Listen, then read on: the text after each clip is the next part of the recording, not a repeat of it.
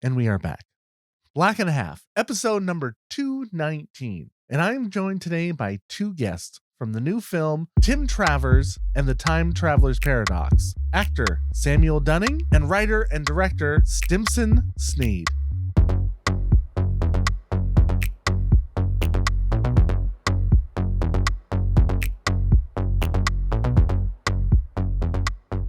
Hello, everybody, and welcome. Welcome to this episode, which I am simultaneously broadcasting from both my big podcast, You're Watching a Movie with Silas and Black and a Half, both with me, your host, Silas Lindenstein. Here's an interview episode, a 7 questions episode. I'm joined by actor Samuel Dunning and writer-director Stimson Snead. They joined me to talk about their new film, Tim Travers and the Time Traveler's Paradox.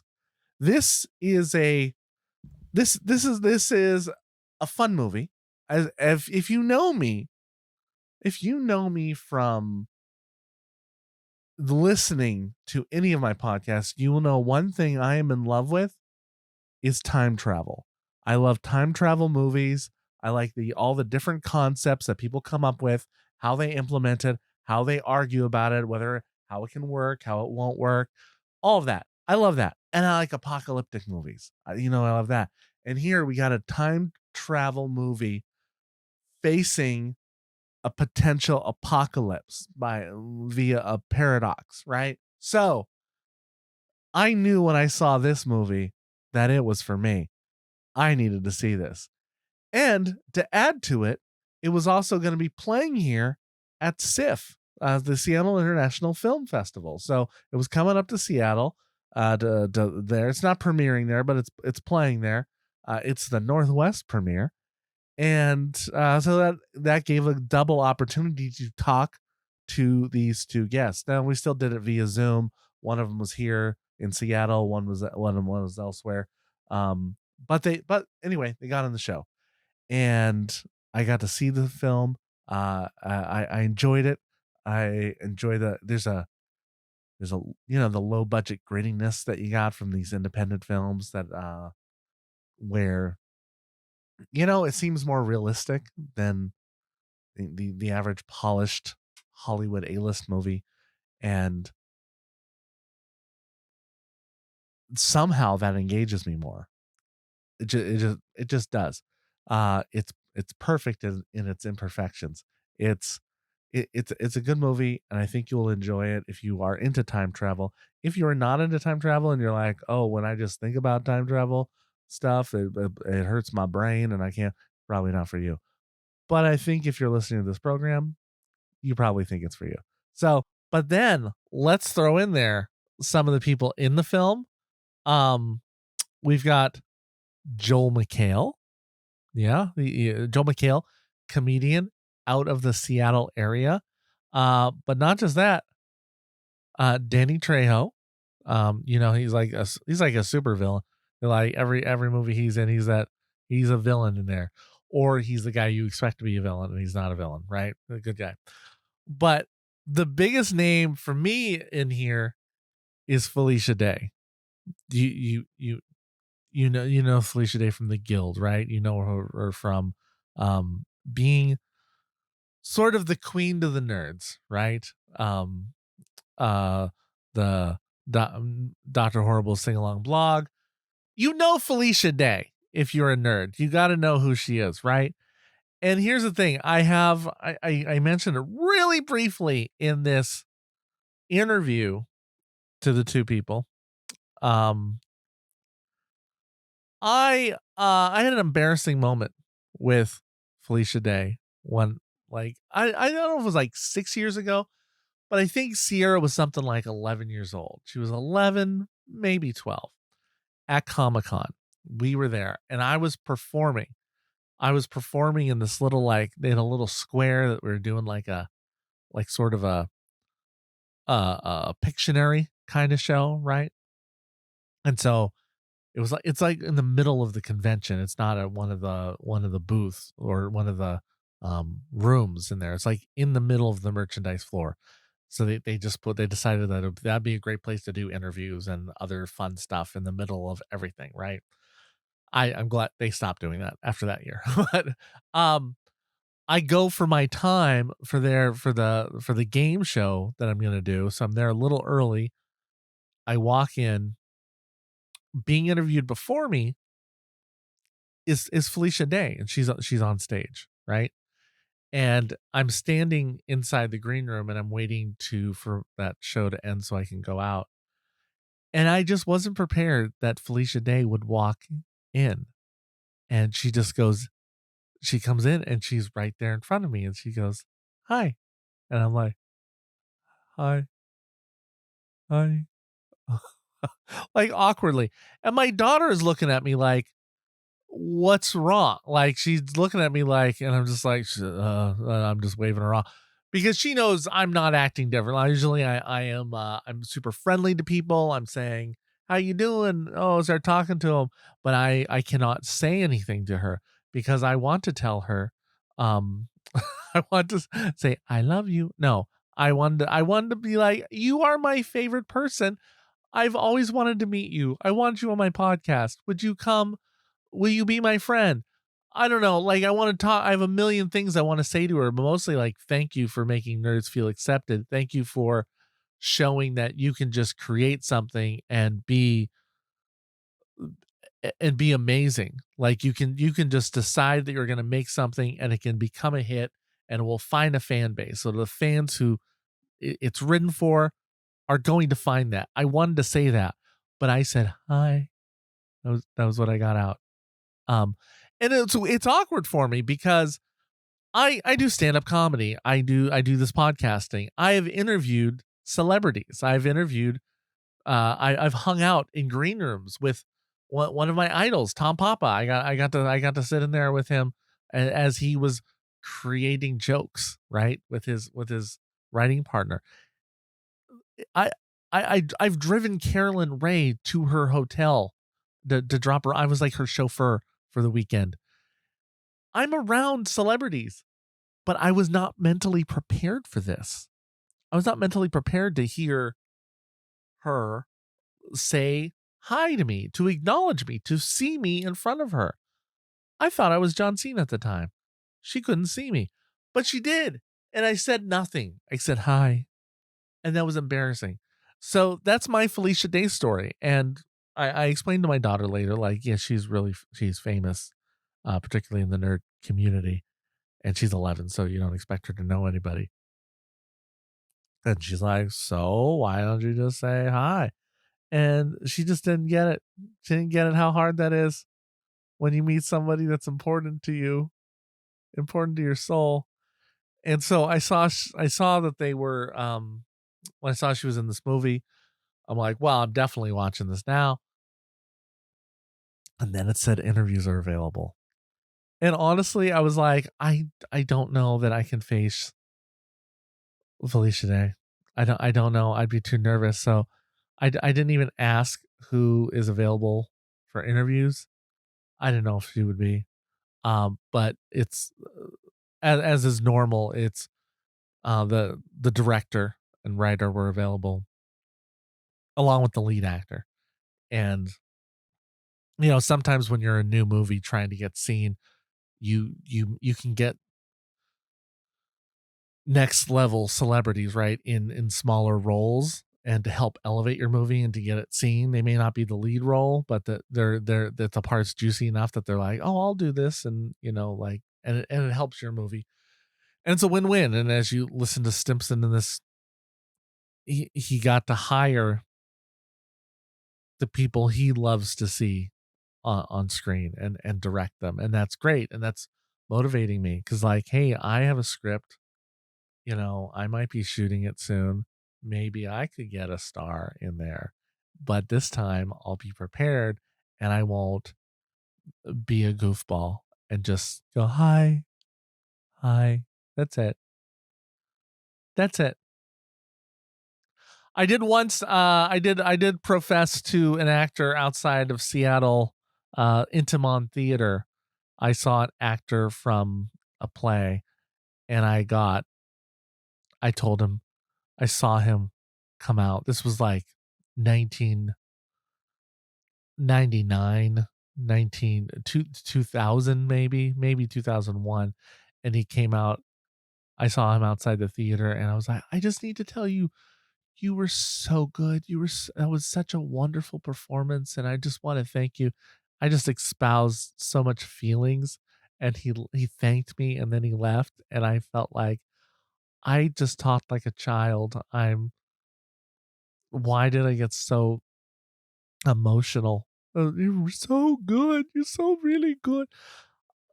So I went the other way before too. So I embarrassed myself a couple times. And that was Felicia Day. It was the first time since that incident. So I made it like 18 years, 15 years before I'd embarrass myself again. But at least that first time I wasn't used to interviewing people. I don't know why. I just wanted to tell this guy he was so wonderful. Local actor, probably. At the Intimon Theater. That's gone now, so you know how long ago that was. Anyway, that's it. We don't do any spoilers in the film, really. But let me give you a quick description of the movie. It is called The Time Traveler's Paradox. Here's a description of it. Tim Travers and the Time Traveler's Paradox. It is called The Time Traveler's Paradox, in which a scientist creates a time machine and kills their younger self. So now a man who cannot exist, somehow does. This is the paradox, and paradoxes are impossible. And the man who created it is Tim Travers, a reclusive mad scientist whose stated mission in life is to stand alone with God at the end of time and tell the bastard off. In the course of this adventure, Tim Travers will take on the mercenary gang whose stolen plutonium powers his machine, challenge an Alex Jones-esque podcaster to a battle of wits, create a black hole, meet the one woman alive crazier than him, clone himself, destroy the universe, make a new one, and maybe, just maybe, learn to love himself at last. Tim Travers and the Time Traveler's Paradox was written and directed by Stimson Snead. The film was executive produced by Ben Yenny, Felicia Day, and Rich Cohen, and produced by Kylie Walchuk and Casey Owen. The film has a running time of 107 minutes and is available for sale in all territories. I believe they're looking for a distributor, I believe, right now. So for sale means they are looking to sell this. It's on the I got them because they were coming to Seattle for the the film was selected for the Seattle International Film Festival, IMA. I've got press to that. I'm press credentialed for that. I want you to check it out. Listen to this interview. They're a couple of cool dudes. We talk about how the movie got greenlit and getting it out to festival, how it came about, and then of course they both answer the world famous 7 questions. So so this is a filled episode. Okay, so right now I want you to open your hearts and open your ear holes and listen to the 7 questions episode with my guests, Samuel Dunning and writer-director Stimson Snead from Tim Travers and the Time Traveler's Paradox. Are either of you in Seattle right now? I am right now. You are? Okay. Yeah. You could have come over. And I'm going to be getting in tomorrow afternoon. Okay. Do you have when's the premiere? Is it Friday? Our Washington premiere is Friday night. Yes. If Washington is the premiere, that's what I say. I agree. I'm Seattle. I'm out of Seattle here. And so I was very excited when I saw your film come up on the Northwest routes. Always excited to see why. And funny man Mikhail, is Mikhail the only one from the Northwest? in? Well, there's also me. I'm Oh, from are the you North. from the Northwest? Okay. I am. I was born in Alki, raised over in Sammamish. Oh, okay. Excellent. The big water tower in Alki that used to be in my backyard when I was a little kid. Oh, nice. Yeah. Would you say anything from the film was inspiring for the Northwest? Was it? I would say the sense of humor is extremely Seattle, extremely Pacific Northwest. I wouldn't say it's inspiring for the Northwest because the world we depict, it is not a flattering statement of wherever the movie takes place. It's never named in the movie, but it's not flattering. The depiction. Right. I love if you had me at time travel. I mean, that's really where I'm a whenever I see anything about time travel or apocalypse, I'm there. I want to see what kind of world you're going to play in, whoever's going to do it. I'm a big time travel nut. Well, we've got a lot of both in this, so you will be pleasantly surprised. Well, I'm nearly to the end. I forgot I had a soccer game last night when I was planning to watch it, so I was watching it right after the game. You paused our movie for the interview. Isn't that hurtful? Only to talk to you. That's the only reason. Pretty good excuse. Yeah. So I guess Sam, your character, Tim, how do you? Here's a question. I mean, do you see him as a villain? No, I don't at all. I think that he's a little morally bankrupt in certain areas, but I don't think he's a villain whatsoever. Okay. So what was your because I try not to give stuff away on here, but like, how do you, when you approach a role, do you look for the redeeming qualities? Do you look for redeeming qualities? Do you justify everything as an actor? Like, when you're getting into the role, do you even consider the morality of that Sam might have?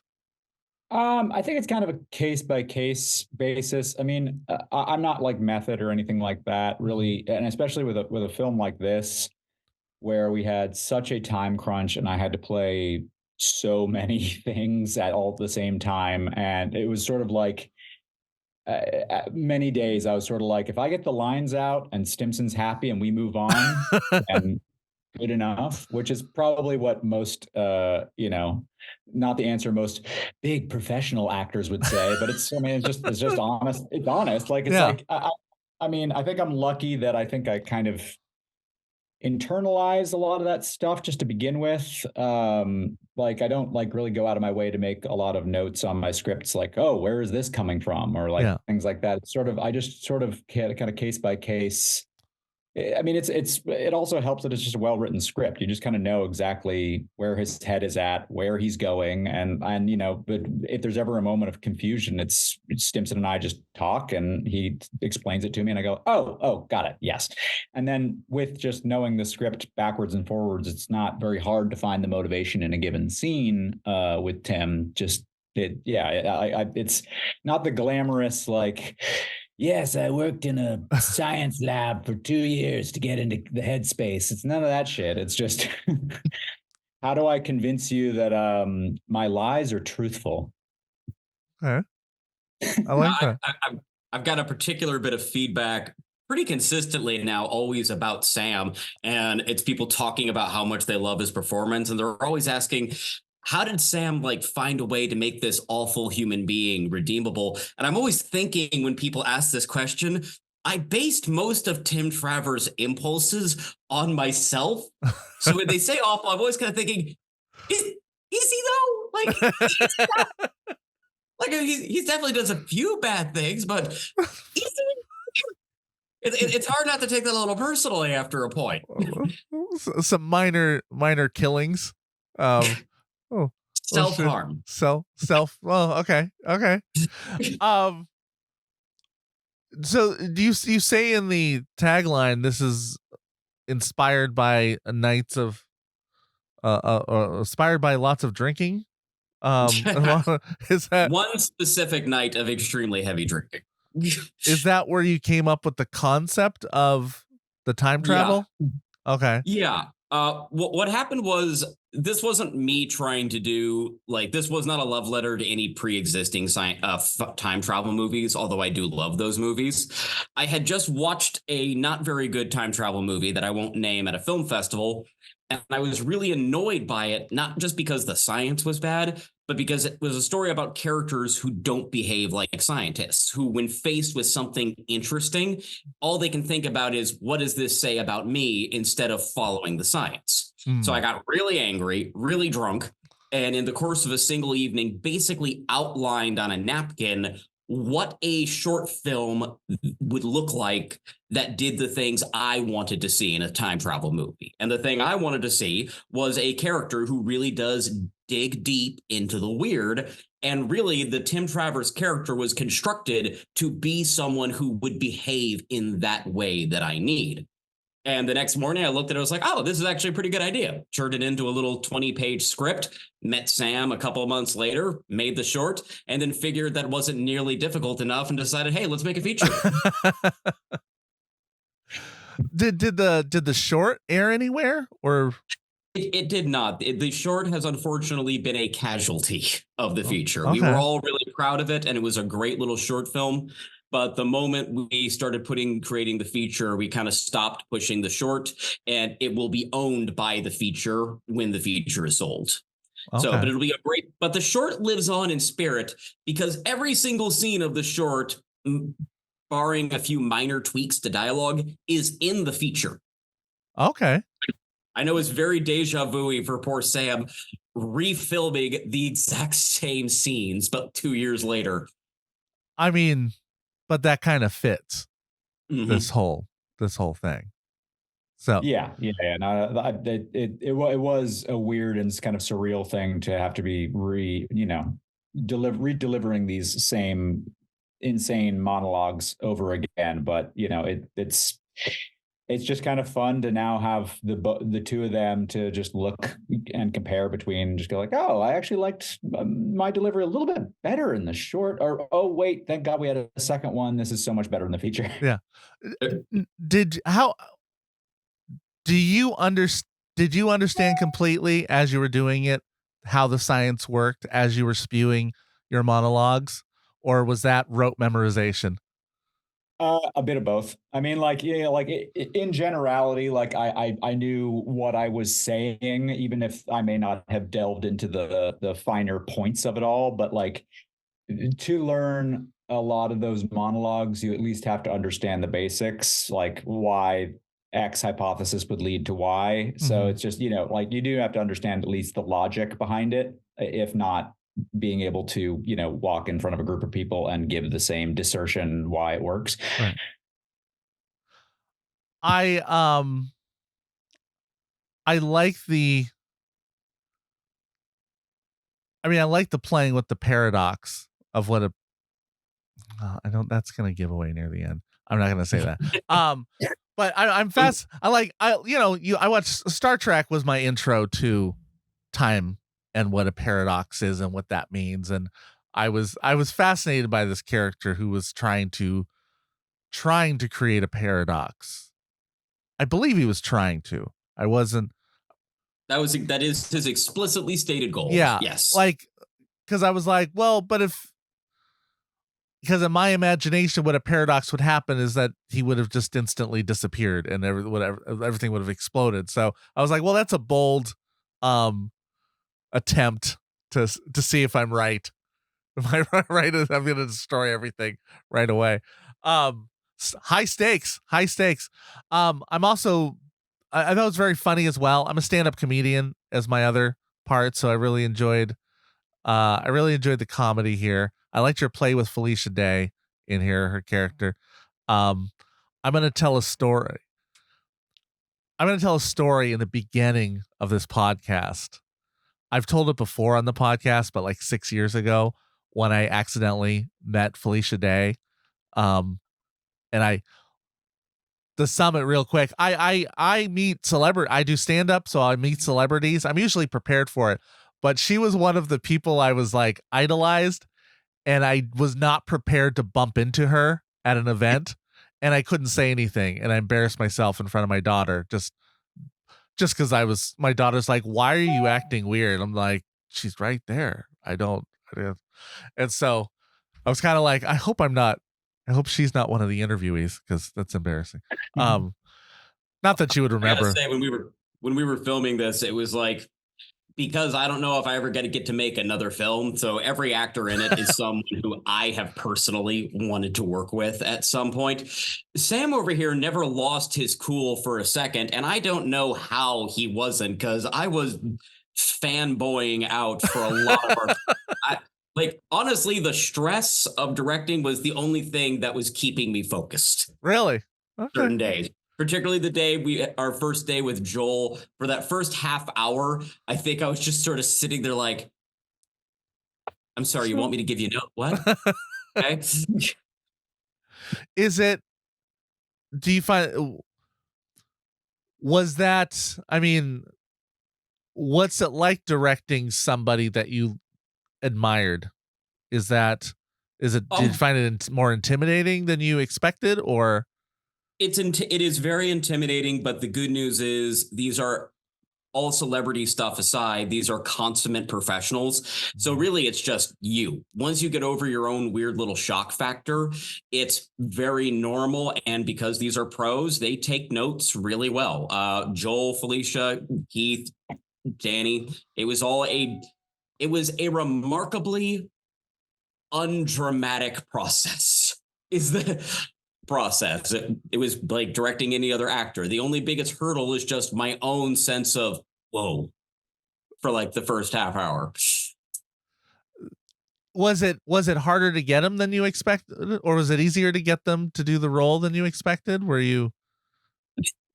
This is the joy of a great casting director who's well respected in the industry. And our casting director was Ronnie Yeskel, who did things like Reservoir Dogs, Pulp Fiction, and countless other projects. No, getting the celebrities was actually a really straightforward process. The casting director reaches out to the agent. If the agent approves the script and the amount and what you're offering, they show it to the actor. If the actor likes it, you negotiate for a couple days. Typically, you can have it locked in within a week of making the initial offer. The only stressful thing about casting on this was we got started so late. We were already filming the movie as we were offering roles to actors. Like, Felicia got cast maybe 2 days before production. Joel, we cast way early, a whole week and a half before production. Danny didn't get confirmed until halfway through the entire shoot. And Keith David, we offered him the role all of maybe 72 hours before he filmed on set. Like, that was a 1-day negotiation, flew him out the next day. I myself didn't know that he had said yes to the role until I was driving home from the shoot and he called me. And Keith David has a very distinctive voice, so I kind of figured it was good news when he called me directly. But that was actually the first I knew that we had successfully gotten him. And so, Samuel, but were you two friends before all of this, or? We're not friends now. What are you talking about? I hate his guts. That's why we're not. That's why we're on Zoom. Yeah. It's oil and water. We got to keep it separated. Mm-hmm. Well, no, Stimson actually he sort of alluded to the way we met earlier, which is that I made a short horror comedy called Rick and Ruby, which I took to festivals in 2019. And the last festival that I attended before COVID shut everything down was this tiny little festival just outside of Washington, D.C. And it just so happened that Stimson was part of the same shorts block as me. Excuse me. And so after the film screened in our shorts block, we both went up to do our usual Q&A about what we made. And me being an actor, first and foremost, I, of course, put myself in my own movie. So Stimson saw my chops there and definitely saw my ability for manic energy. We have this great, I still have it, this great photograph of when I'm holding the mic talking in the Q&A, and Stimson's giving me this like side-eyed look of like, interesting. Oh yeah, I am shamelessly checking him out, like just like because when I had wrote that script, I had originally written it for myself, and then I quickly realized that I cannot play this character and never could, and so I shelved it. So you can literally see in this photo, Sam's talking about me just looking at him and just thinking, is he the one? Yeah, and it's funny because I think, we probably had a few words together afterwards, but like, didn't immediately like click or anything, just because, it's a film festival. You're running around, you're talking to everybody. And I think there was like a group dinner that I'm vaguely remembering that they took the filmmakers to. I think you and I may have spoken there briefly, but certainly not about Tim. Right. Yeah. And then over that summer, that's when Stimson got my information and from the festival director, and he reached out to me and was just like, hey, I've got this short film I think you'd be right for. And I read, and that was the Tim Travers short, and I read it and I was like, yeah, as an actor, I get to do a one-man show in a short. That's a wet dream, of course. And then we made that and took it to festivals and just, continue to cultivate that relationship. And I'm so glad that we did, because here we are. Likewise. It's funny. Sam always talks about how getting to do a one-man show is kind of a wet dream. I was absolutely convinced when I sent him the script, he would look at this thing and be like, fuck no, I'm not doing that. This looks exhausting. Well, I'm not going to say it wasn't exhausting, but it's, that's the kind of shit you want as an actor. You want something that's going to completely challenge you and knock you on your ass. there's a scene where you definitely knock yourself on the ass. But I would say there's several scenes in which we do several variations of that. Yes. You could read a few different meanings into that one. Yes. Okay, so gentlemen, when I have people on this show for the first time, there are 7 questions that I ask them. They're the world famous 7 questions, and so I'd like to we'll ping pong these back and forth, I guess, between the two of you, if we could. Actors first. Yes. My number one question. What are you most nerdy about? Oh, you're making me go first, right? Lately, I've rediscovered my love for Warhammer. I grew up playing Warhammer 40K with my friends as a kid, and then, as most everybody in that hobby tends to do, they get older, they discover girls and drinking, or what, or I shouldn't even say girls, just sexual partners and drinking. Yeah. and your life goes on, and then after things settle down a bit, you're like, you remember when things were so simple and I could just like paint little guys and put them on a board? That sounds. So I've kind of gone back into that lightly, and at very least have just gotten back into like following like a million Instagram accounts, just so my whole feed is how to paint a space marine and all this kind of shit, because I'm just like, this is so pleasant to see. A buddy of mine, Jack, has a Warhammer video cast. I guess he's become a celebrity. He's travels to Warhammer conventions and people recognize him from the videos, and it cracks me up. I think it's that's pretty rad. Yeah, he spent all this time trying to be a comedian, and then Warhammer is the one that actually works with him. How these things work. Yeah. Stimson, how about you?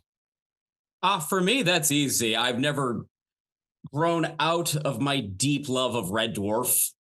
And if anybody's seen Red Dwarf, they will absolutely recognize the humor style of our movie, as it is takes directly from that. I just love science fiction that's smart and also really funny. Anytime there's a sci-fi comedy, it's a genre I'm going to bend over backwards for. And it's not an accident that that's where my own sensibilities tend to go. So I would say, yeah, just science fiction, classic sci-fi reading, but mostly Red Dwarf. I'm a smeghead. What can I say? Okay. All right. Samuel, number 2, what's something that you love to eat? I love to eat. I mean, that list is very long. I'm trying to think of a somewhat unique answer. It doesn't need to be doesn't need to be unique. Like, but what's that last meal? That thing that you're gonna take that you just love. You gotta. It would probably be some sort of pasta dish. Just because I deny myself pasta so much. But it's still like my crack cocaine of foods. Like you could give me a giant bucket of spaghetti and hungry or not, I would, if lay it off the leash, eat the entire thing. So, but specifically, I'd say something like cacio e pepe, which is, it's a very, very simple spaghetti dish that they take the heated pasta and they put it in literally like the wheel of Parmesan. And so it kind of melts the Parmesan onto the noodles. Okay. Then they put it on the plate, and then they just put cracked black pepper on it, and that's it. That sounds delicious. Yeah. I'm a very simple man. Just a good tomahawk steak with a bottle of red wine from the Coteron region and a nice little dash of caviar and good bread on the side. I mean, I'd do that too. Although if I had to choose, although I feel like the last meal question changes the context. Like if it's my last meal, I'm not choosing something delicious. I want vengeance. I want the heart of who's about to kill me. That's what I want for my last meal. I want the flesh of my killer. In tomahawk. The tomahawk steak. Yeah, I was gonna say you could take the bone, sharpen it to a shank, and then maybe get your way out. That's a smart. You know what? Tomahawk steak, fight to stay alive. But I still want the bottle of Coteron wine, and don't scamp. I don't want that Costco stuff. If it's less than $40 a bottle, just don't talk to me. Is the steak your real answer? Oh yeah, I love steak. What is it about the tomahawk? All of that was my real answer. Okay. None of that was a joke. It's so elaborate. It was so elaborate. What is it about the tomahawk steak? It's the most meat per steak you can get, and it's amazing. Also, it's called a tomahawk. I mean, it just sounds cool. All right. Number 3, what's something that you love to drink? I mean, my go-to, just had one of each last night. My go-to anywhere is either a Negroni or a dirty martini, gin, without fail. Well, I think I already spilled the beans on my favorite drink with that whole Coteron thing, but I will say my work drink is sugar-free Red Bulls. I actually, when I'm on set, have the PAs keep a set of them off to the side just for me. In a single day of filming on Tim Travels, I would go through 4 or 5 of those in a day. It is amazing. My heart did not explode. All right. Number 4, what kind of music do you love? Another wide-ranging answer. Because like I'm the kind of person that is very excited to put on some like Roxy music at any given time, as much as I would be happy to put on death metal like Bolt Thrower or something. So it's really just what mood am I in or trying to get to on a given day. Alt rock. I'm a Seattle kid. Alt rock with a punky vibe. I don't mind if things get a little bit poppy in there. In fact, I think poppy stuff can be really good. Mm-hmm. But just that sort of weird alternate edge sort of thing, those are always my happy place. Were you here in the grunge era? No, I am not that old. I was alive in the grunge era, but at the time I was listening to, music on my mobile above the crib. My parents were not blasting Kurt Cobain at me in the crib. No? Although that would have been awesome. That would have been very Seattle. That would have been very... All right. Number 5, what do you love to create? I mean, honestly, it's for me, it's kind of a love-hate thing, but like I do love making movies. I mean, as much as I love acting, which is a form of creation and whatnot, but for me it's if I can't be acting, it's probably making films, just because the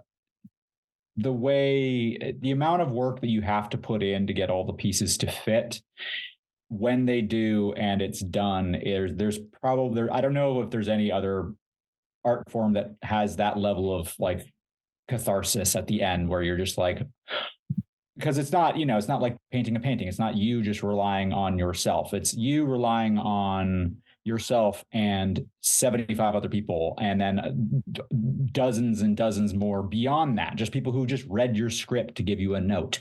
Just like all this stuff has to coalesce to make this one thing. And when it works, much like our film does, it's just sort of like, well, goddamn, like, is there any better creative feeling in the world? And don't get me wrong, the whole lead up to that finale is often a mixture of on awful roller coasters of ups and downs, but because of that, it makes the payoff the sweetest thing. Yeah, I just got to echo Sam on this. I love making movies, occasionally even a good one. I think, like, I honestly don't even, half the time I want my movies to be good because, of course, everyone wants their stuff to be good. Although my batting average is spotty at best. But I think the reason I love it is truly the process. I don't know of any job in the modern world that really feels like you're on an adventure to create a project, where your 9 to 5 is this ups and downs, emotionally brutal, self-inflicted, but also this incredible sense of camaraderie and a team coming together. I do think filmmaking is something very attractive to people who do have some degree of emotional masochism. We want that feeling of being on a journey with other people to create something and just working towards that common goal. I mean, I love it when my movies are good, but the actual process is the part I love most. Also, getting to tell everybody else what to do. I would never do any job but directing. There's something about process. I don't know if it's creatives in general that it's always the process, because I was telling my wife this morning, I coach my kids' soccer teams now, and I was saying, like, spring soccer, we just have games. We don't have practice. And I was like, it's all performance. I like the process. I like teaching them and trying to figure out how to make something happen in practice and then executing. And it's kind of like, it's a little boring with it's like I'm the film attendant every Sunday right now. So that's the process I love. And I feel similarly about acting, filmmaking. Everything after opening night is anticlimactic for me. I will say there is one really nice thing about after opening night, film festival time, and people saying nice things to you. Don't get me wrong, not as good as actually making the film. Yeah. Very close second. Validation for the hard work. It's a lot better than my old validation. These days, people say they like my film. In the old days, people would watch a film and then just slap me. So, much better. All right, number 6. What's a game you love to play? Oh, any kind of game. I mean, I used to play a lot of video games growing up. So I'm not going to say any of those since I'm not playing them currently, but I've on my shoddy MacBook Air been able to play a lot of Civilization 5, which is a great thing that I can do while having reruns of Seinfeld on the TV and just generally check my brain out after a long day. Mm-hmm. That or Rome Total War, any of those real-time strategies that can play on a non-gaming PC. The hours of lost time I have from Civilization 5 is mind-boggling. I played it the whole flight here, and it was a very short flight. Oh wow! Felt like a very short flight. That's a smart idea. I like that. Okay. Why do work when you could do that instead? Right. Mm-hmm. It's a tricky question because I love video games and I play a lot of them, but I tend not to stay with any one game very long. Like I play games for the same reason I watch a movie. I'm there for the story, and when the story is done, my time with the game is done. So I'll just go with the franchise that I go back to over and over and over again. If it's a Zelda game or a Fallout game, and I know that's a weird two to mix, but I will be buying that sucker in a heartbeat.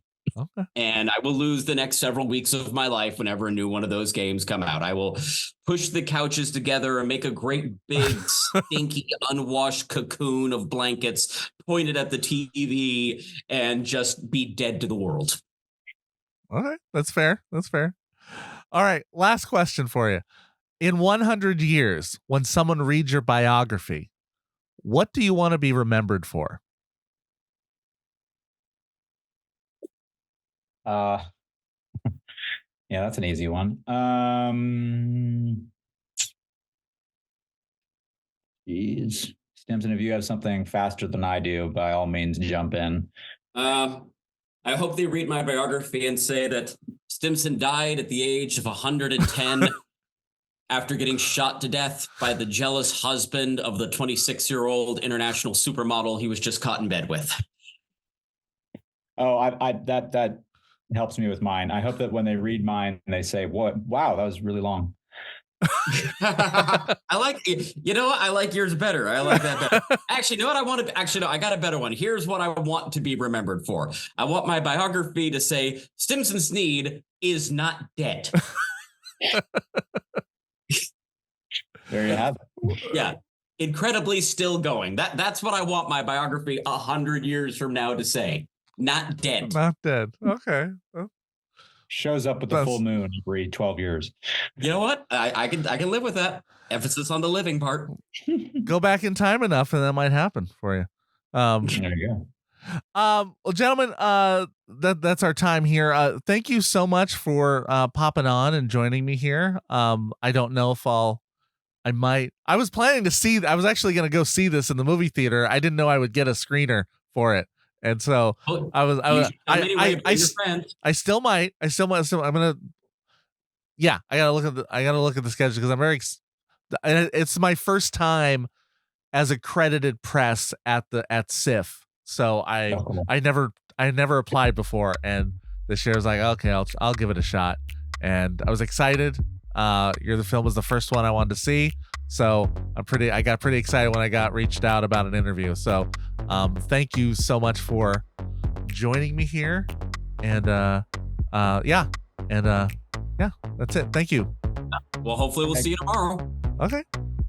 Yes. Thank you very much for having us. Okay, now listening back to that episode, I stand by what I said originally.